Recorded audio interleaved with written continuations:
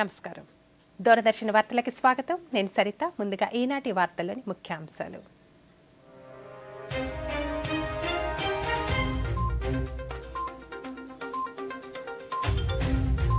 దేశవ్యాప్తంగా ఘనంగా స్వాతంత్ర దినోత్సవ వేడుకలు. జాతీయ యుద్ధ స్మారకం వద్ద అమరవీరులకు నివాళులు అర్పించిన రాష్ట్రపతి ద్రౌపది ముర్ము. ఉగ్రవాదులకు సహాయం చేసేవారిని ఉపేక్షించేది లేదన్న ప్రధాని మోదీ. విజయవాడ రాజ్భవన్లో ఎట్ హోమ్ కార్యక్రమం. హాజరైన ముఖ్యమంత్రి, ఉప ముఖ్యమంత్రితో సహా పలువురు ప్రజాప్రతినిధులు. ఆంధ్రప్రదేశ్లో మహిళలకు అందుబాటులోనికి వచ్చిన ఉచిత బస్సు సౌకర్యం. ఇక వార్తల్లోని వివరాలు. 79వ స్వాతంత్ర దినోత్సవాన్ని పురస్కరించుకుని రాష్ట్రపతి ద్రౌపది ముర్ము అమరవీరులకు ఘన నివాళులర్పించారు. కొత్త ఢిల్లీలోని జాతీయ యుద్ధ స్మారకం వద్ద దేశం కోసం ప్రాణాలు అర్పించిన సైనికులకు రాష్ట్రపతి పుష్పాంజలి ఘటించారు. రాష్ట్రపతి వెంట రక్షణ మంత్రి రాజ్నాథ్ సింగ్, త్రివిధ దళాధిపతులు ఉన్నారు.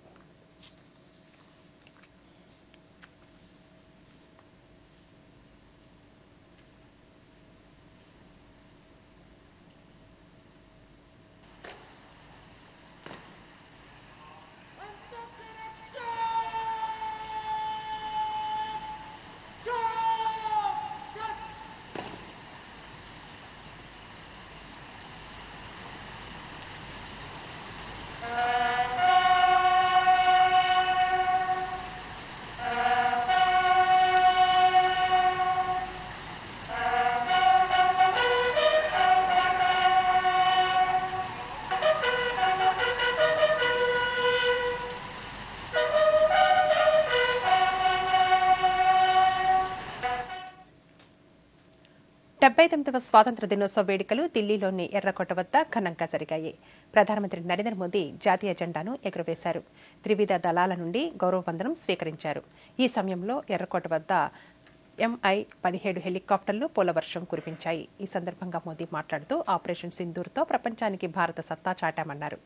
మేడ్ ఇన్ ఇండియా ద్వారా తయారైన ఆయుధాలతో దేశ సైనికులు పాక్ ఉగ్ర స్థావరాలను ధ్వంసం చేశారన్నారు. ఉగ్రవాదులకు సహాయం చేసేవారిని వదిలిపెట్టబోమని స్పష్టం చేశారు. అణుబాంబు బెదిరింపులకు భారత్ ఎప్పటికీ భయపడదని, హద్దు మీరితే ఎవరైనా తగిన మూల్యం చెల్లించుకోక తప్పదన్నారు.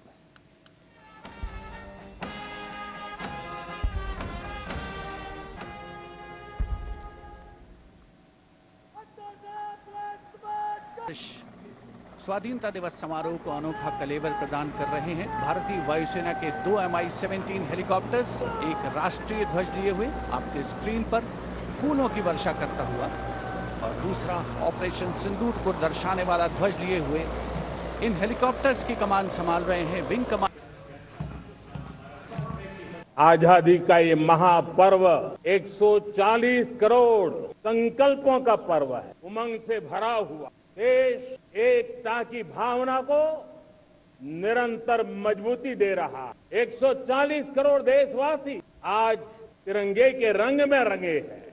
हर घर तिरंगा, भारत के हर कोने से, चाहे रेगिस्तान हो, हिमालय की चोटियां, समंदर के तट हो या घनी आबादी वाले क्षेत्र, हर तरफ से एक ही गुंज है, एक ही जयकारा है। हमारी प्राण से भी प्यारी मातृभूमि का जयगान है।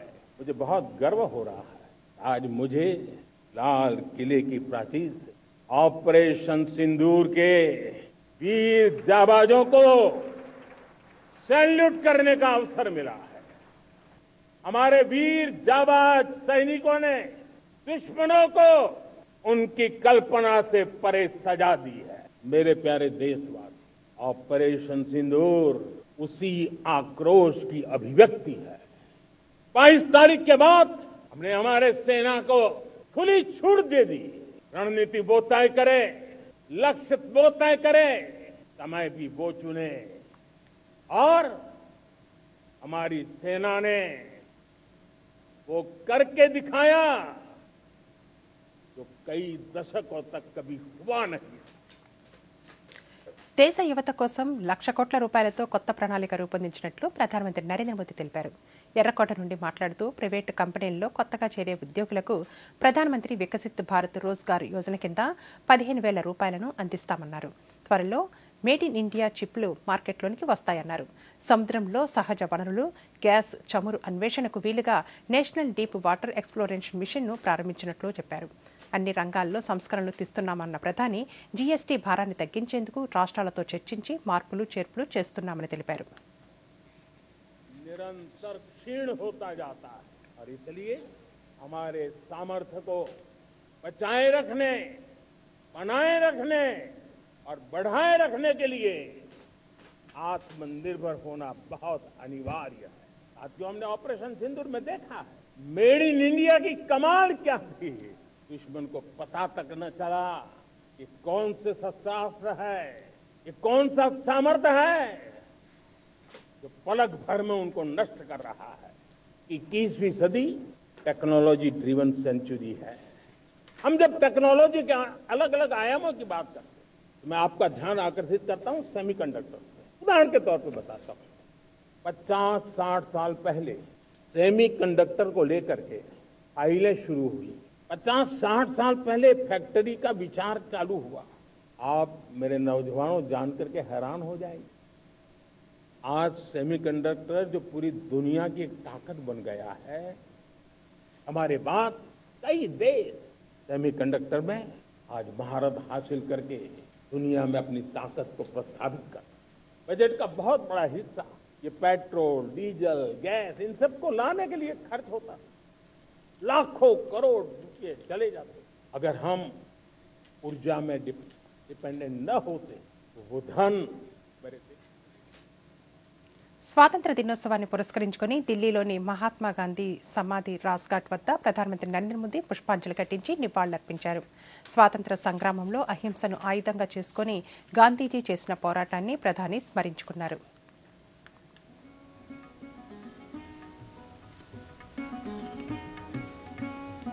Offerings of flowers and gratitude and reverence.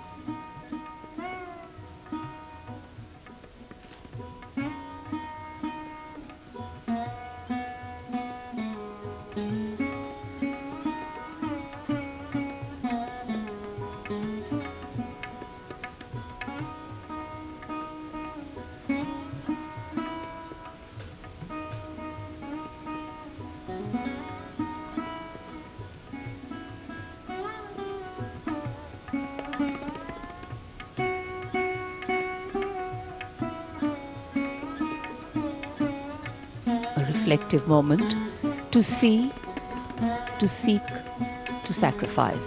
Many have walked this path before and many more will walk it too. It is to walk with light, to walk in spite, and to walk with insight that makes leadership right.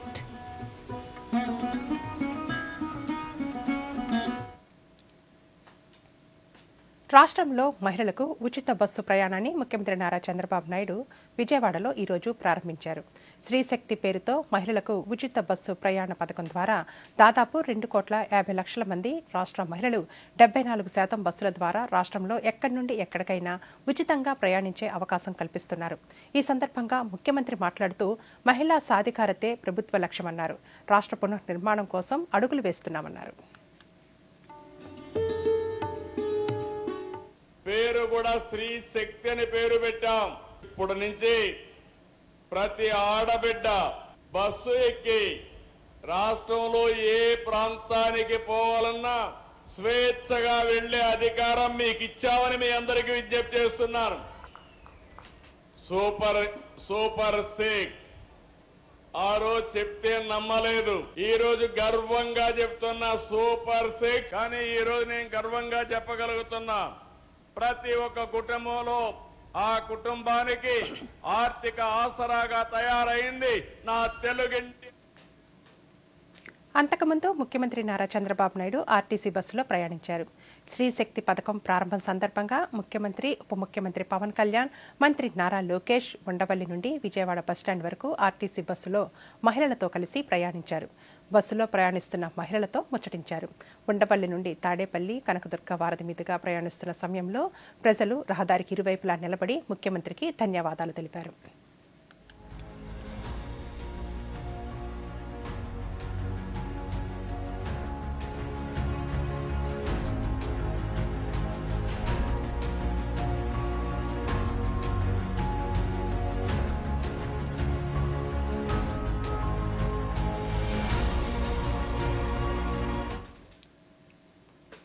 స్వాతంత్ర దినోత్సవాన్ని పురస్కరించుకుని Vijayawada రాజ్భవన్లో at home కార్యక్రమాన్ని నిర్వహించారు. రాష్ట్ర governor yes Abdul Nazir తేనీటి విందిచ్చారు. ముఖ్యమంత్రి నారా చంద్రబాబు నాయుడు, ఉప ముఖ్యమంత్రి పవన్ కళ్యాణ్, పలువురు ప్రజాప్రతినిధులు, రాష్ట్ర మంత్రులు, ఉన్నతాధికారులు ఈ కార్యక్రమంలో పాల్గొన్నారు.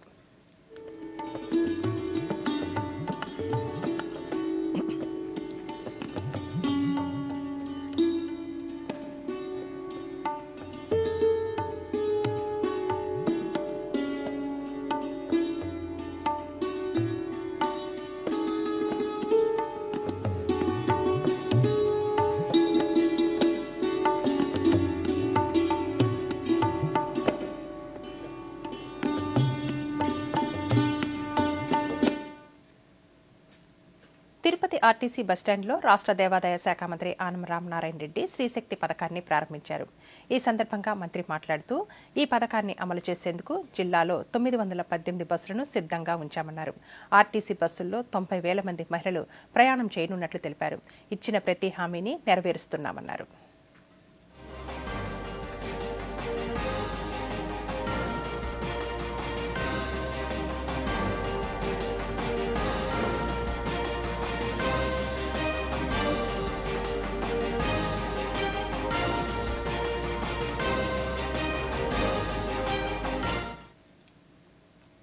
విజయవాడలోని ఇందిరాగాంధీ మున్సిపల్ స్టేడియంలో 79వ స్వాతంత్ర దినోత్సవ వేడుకలు ఘనంగా జరిగాయి.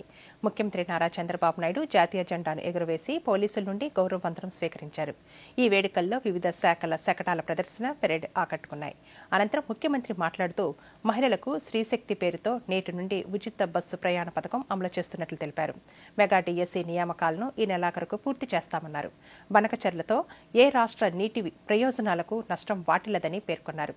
సెమీ కండక్టర్ మంజూరుతో సహా రాష్ట్రానికి కేంద్ర సహకారంపై ప్రత్యేక ధన్యవాదాలు తెలిపారు. మంది గుడ్ ఎకనామీ అని పేర్కొన్నారు. ప్రపంచంలో అతిపెద్ద ప్రజాస్వామ్య దేశం భారత్. నేడు 79వ స్వాతంత్ర వేడుకలు జరుపుకుంటున్న శుభ సందర్భంగా భారతీయులకు, ప్రపంచంలోని తెలుగు వారికి, రాష్ట్ర ప్రజలకు శుభాకాంక్షలు. ఈ సమయంలో జాతిపిత మహాత్మా గాంధీ, సుభాష్ చంద్రబోస్, భగత్ సింగ్, రాజ్యాంగ నిర్మాత డాక్టర్ బిఆర్ అంబేద్కర్, పతాక రూపకర్త పెంగళి వెంకయ్య, అల్లూరి సీతారామరాజు వంటి మహనీయుల్ని స్మరించుకుందాం. స్వాతంత్రం పొందిన 8 దశాబ్దాల కాలంలో దేశంలో అనేక మార్పులు జరిగాయి. ఇదే సమయంలో ఆంధ్రప్రదేశ్లో కూడా అనేక ఎత్తు పల్లాలను చూసింది. దేశంలోని తెలుగువారంతా ఒకే రాష్ట్రంగా కలిసి ఉండాలని నాడు కలలుగన్నాం. స్వాతంత్రానికి ముందే విశాలాంధ్ర కోసం పోరాడాం. అమరజీవి పొట్టి శ్రీరాములు ప్రాణత్యాగంతో కర్నూలు రాజధానిగా 1953 అక్టోబర్ 1వ తేదీన ఆంధ్ర రాష్ట్రం ఏర్పడింది.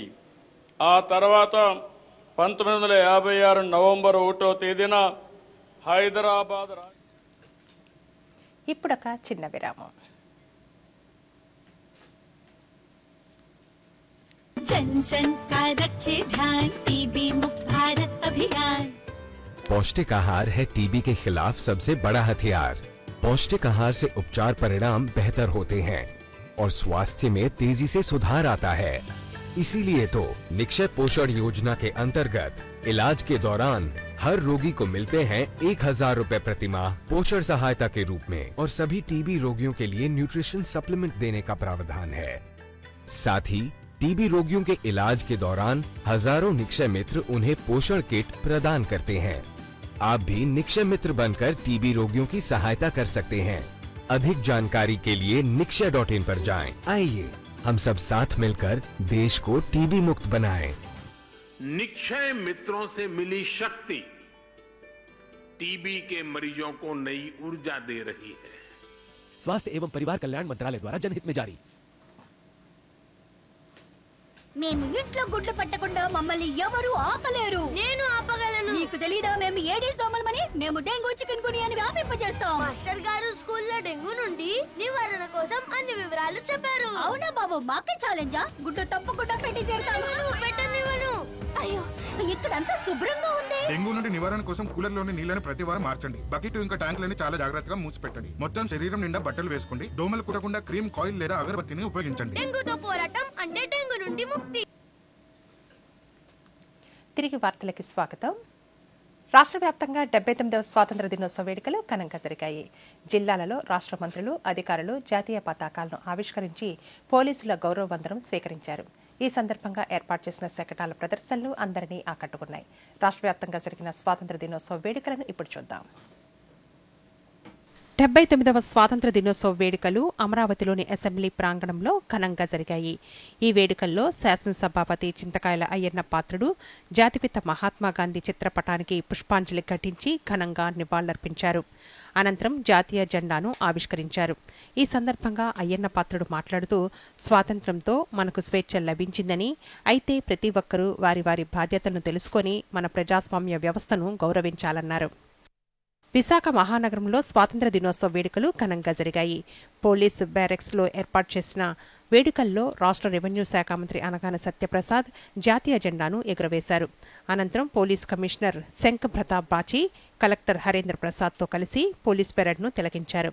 అనంతరం త్రివర్ణ రంగుల బెలూన్లను ఆకాశంలోనికి ఎగురవేశారు. ఈ సందర్భంగా ఉత్తమ ప్రతిభ చూపిన ప్రభుత్వ ఉద్యోగులకు సర్టిఫికెట్లను ప్రదానం చేశారు. విద్యార్థులు చేసిన సాంస్కృతిక కార్యక్రమాలు, శకటాల ప్రదర్శన అమితంగా ఆకర్షించాయి. రాష్ట్రంలోని అన్ని వర్గాల ప్రజలకు సంతృప్తికరంగా అభివృద్ధి, సంక్షేమ కార్యక్రమాలను అమలు చేస్తూ రాష్ట్ర ప్రభుత్వం సుపరిపాలన అందిస్తోందని రాష్ట్ర గృహ నిర్మాణ, సమాచార, పౌర సంబంధాల శాఖ మంత్రి కొలుసు పార్థసారథి అన్నారు. ఏలూరు పోలీస్ కవాతు మైదానంలో జరిగిన స్వాతంత్ర దినోత్సవ వేడుకల్లో మంత్రి తొలుత జాతీయ పతాకాన్ని ఆవిష్కరించి పోలీసుల గౌరవ వందనాన్ని స్వీకరించారు. ఈ సందర్భంగా మంత్రి మాట్లాడుతూ, భారతావనికి స్వేచ్ఛ, స్వాతంత్ర్యం అందించిన మహనీయుల త్యాగాలను స్మరించుకోవాల్సిన బాధ్యత మనందరిపైనా ఉందని అన్నారు. వారి కలలను సాకారం చేసేందుకు కలిసికట్టుగా ముందుకు సాగాలన్నారు.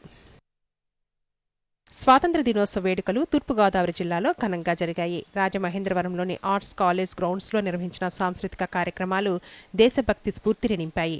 చిన్నారుల నుండి ఉన్నత పాఠశాలల విద్యార్థుల వరకు పాల్గొని దేశ ప్రేమ, ఐక్యత, త్యాగం, సాంస్కృతిక సంపదల విలువలను ప్రతిబింబించే ప్రదర్శనలు అందించారు. రాష్ట్ర పర్యాటక శాఖ మంత్రి కందుల దుర్గేష్ జాతీయ జెండాను ఆవిష్కరించి పోలీసుల గౌరవ వందనాన్ని స్వీకరించారు. వివిధ ప్రభుత్వ శాఖల శకటాల ప్రదర్శన ఆకట్టుకుంది. ఈ సందర్భంగా మంత్రి మాట్లాడుతూ, స్వాతంత్ర సమరయోధుల త్యాగాలను నిరంతరం స్మరించుకోవాలన్నారు. శ్రీ పొట్టి శ్రీరాములు నెల్లూరు జిల్లా వ్యాప్తంగా స్వాతంత్ర దినోత్సవ వేడుకలు ఘనంగా జరిగాయి. అన్ని ప్రభుత్వ, ప్రైవేటు కార్యాలయాల్లో త్రివర్ణ పతాకం రెపరెపలాడింది.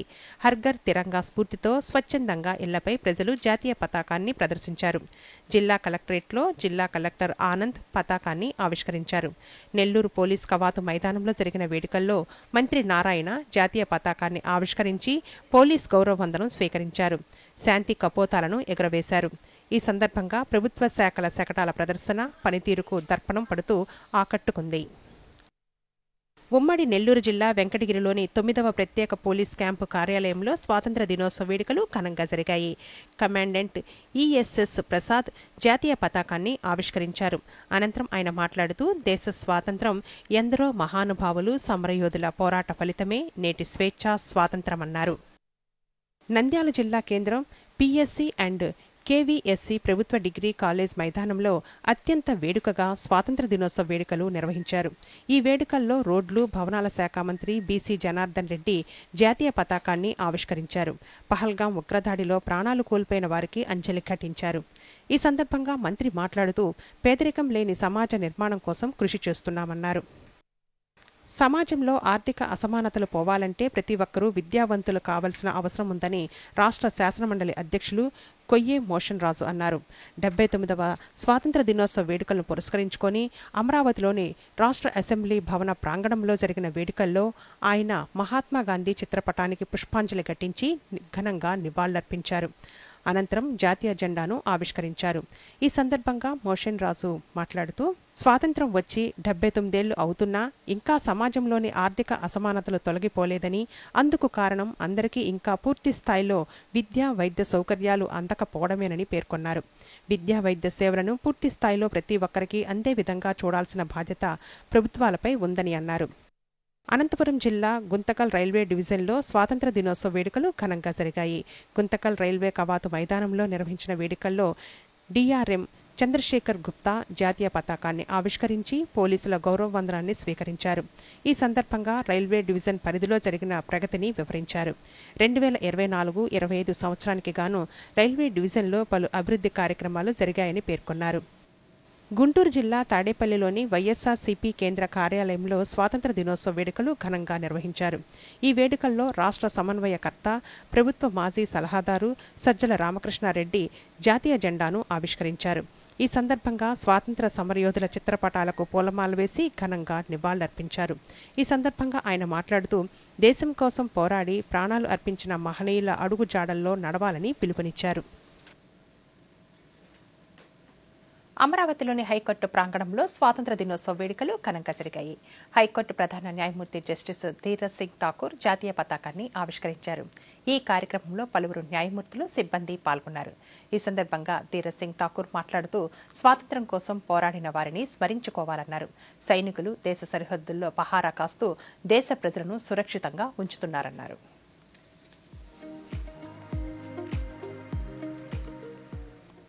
On an occasion like this, we celebrate not only the independence of India, but also everything that it represents in a sense, spirit, and glorious achievements.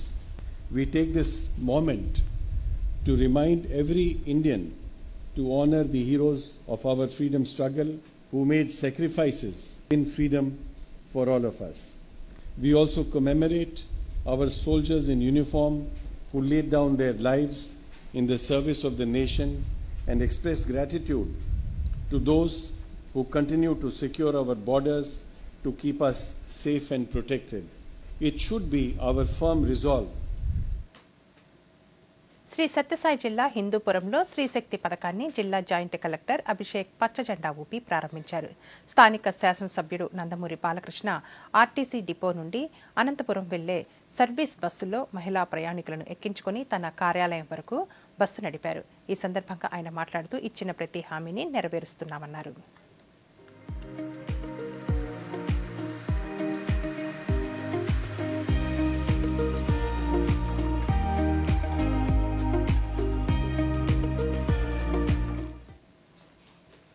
స్వాతంత్ర దినోత్సవాన్ని పురస్కరించుకొని అటారీ వాఘా సరిహద్దుల్లో బీటింగ్ రీట్రీట్ వేడుకలు ఘనంగా జరిగాయి. ఇందులో భాగంగా భారత్, పాకిస్తాన్ సైనికులు కవాతు చేశారు.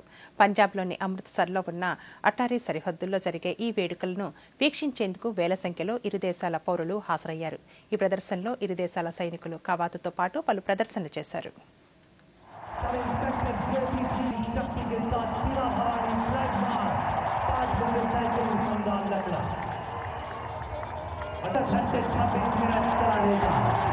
के साथ नियंत्रण भरपूर यह है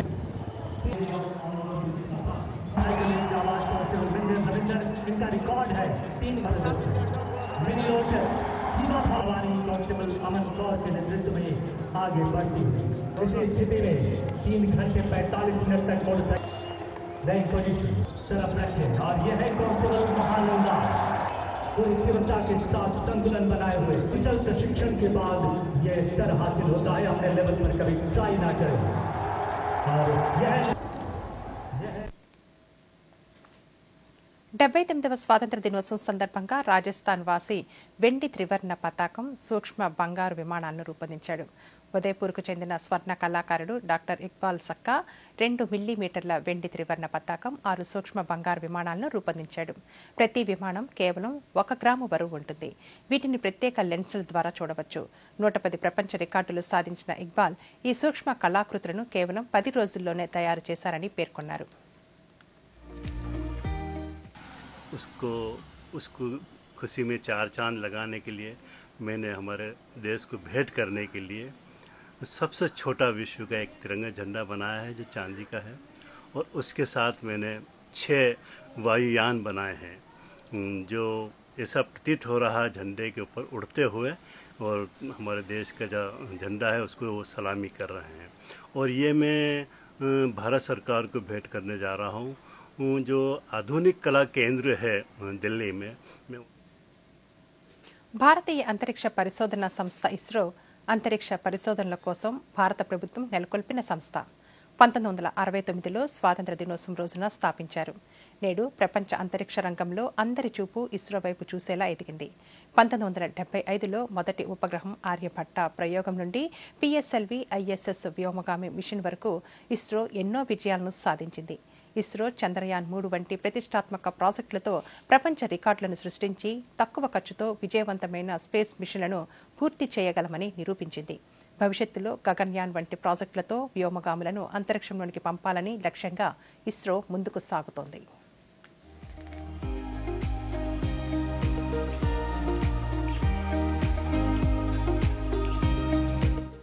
భారత నౌకాదళానికి చెందిన నౌకలు శ్రీలంక రాజధాని కొలంబోకు చేరుకున్నాయి. శ్రీనెక్స్ 2025 ద్వైపాక్షిక సముద్ర విన్యాసాలు ఆగస్టు 18వ తేదీ వరకు జరగనున్నాయి. ఈ 12వ ఎడిషన్ విన్యాసాలలో వ్యూహాత్మక విన్యాసాలు, హెలికాప్టర్ ఆపరేషన్లు, గాలింపు రక్షణ సాంస్కృతిక కార్యక్రమాలు ఉంటాయి. సముద్ర రంగంలో సహకారాన్ని పెంచడం, ఇరు దేశాల సామర్థ్యాలను బలోపేతం చేయడమే ఈ విన్యాసాల లక్ష్యం.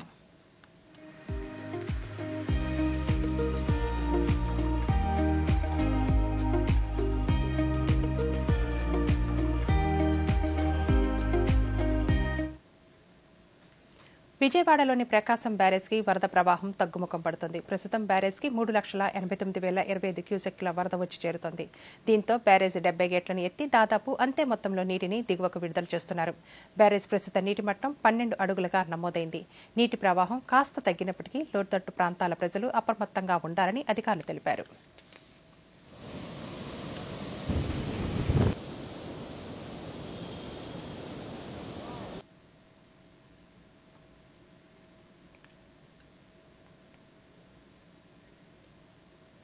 నంద్యాల జిల్లా శ్రీశైలం జలాశయానికి వరద ఉధృతి కొనసాగుతోంది. దీంతో శ్రీశైలం ప్రాజెక్టు 4 గేట్లు 10 అడుగుల మేర ఎత్తి నీటిని దిగువకు విడుదల చేస్తున్నారు. జలాశయానికి 1,24,130 క్యూసెక్కుల నీరు వచ్చి చేరుతూ ఉండగా 1,45,601 క్యూసెక్కుల నీటిని దిగువకు విడుదల చేస్తున్నారు. జలాశయం పూర్తిస్థాయి నీటి మట్టం 885 అడుగులు కాగా ప్రస్తుతం 881 అడుగులుగా ఉంది. ఇక పూర్తిస్థాయి నీటి నిల్వ సామర్థ్యం 215 టీఎంసీలు కాగా ప్రస్తుతం 198 టీఎంసీలుగా నమోదైంది. శ్రీశైలం కుడి ఎడమగట్టు జల విద్యుత్ కేంద్రాలలో విద్యుత్ ఉత్పత్తి పూర్తి స్థాయిలో కొనసాగుతోంది. స్వాతంత్ర దినోత్సవం సందర్భంగా శ్రీశైలం జలాశయం త్రివర్ణ పతాక శోభను సంతరించుకుంది.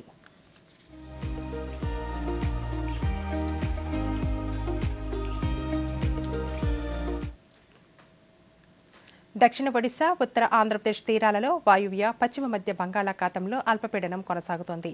దీనికి అనుబంధంగా ఉపరితల ఆవర్తనం కొనసాగుతోంది. దీని ప్రభావంతో ఉత్తర కోస్తా జిల్లాల్లో భారీ వర్షాలు కురిసే అవకాశం ఉన్నట్లు అమరావతిలోని భారత వాతావరణ కేంద్రం అధికారులు తెలిపారు. ఇదే సమయంలో గంటకు 40 నుండి 50 కిలోమీటర్ల వేగంతో ఈదురుగాలు వీచే అవకాశం ఉందని అధికారులు పేర్కొన్నారు.